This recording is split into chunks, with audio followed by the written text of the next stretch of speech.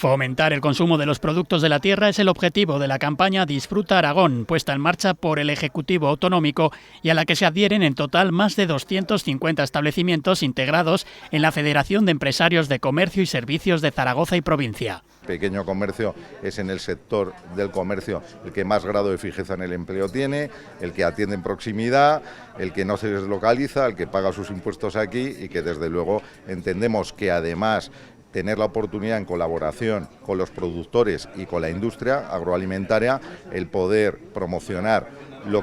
los productos de calidad que se producen en Aragón, se transforman en Aragón y los comercializamos en Aragón para beneficio de los consumidores aragoneses. Con esta acción, en la que colabora la Asociación de Industrias de Alimentación de Aragón, se promocionarán los productos locales desde los establecimientos minoristas especializados en alimentación de Zaragoza y provincia para que lleguen a las despensas de los consumidores. La campaña de promoción que estamos lanzando intenta visibilizar esas calidades. El consumidor a veces tiene que acudir al precio, pero también tiene momentos durante su campaña de Navidad, de Pilares, de determinadas campañas durante el año, donde esos productos que son de un poco más de calidad, pues puede apostar por ellos. El procesado de los alimentos desde origen hasta la mesa, que nuestros profesionales lo ejecutan desde la mayor rigurosa calidad y ordenación, tenemos solo un modelo de éxito que posicionará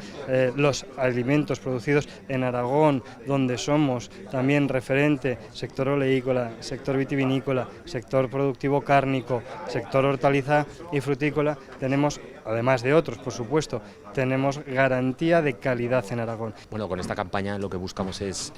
aumentar la visibilidad de los alimentos aragoneses en el punto de venta, en este caso, o en esta campaña, en el comercio tradicional de alimentación, y además, en la medida de lo posible, pues fomentar la venta de nuestros productos pues a través de la promoción del regalo seguro por la compra de 3 alimentos y del sorteo de los 100 lotes de alimentos de Aragón valorados en 30 euros. Además, comprar alimentos nobles en el comercio de proximidad tiene su recompensa, ya que se podrán ganar lotes de productos de la tierra y obtener regalos directos.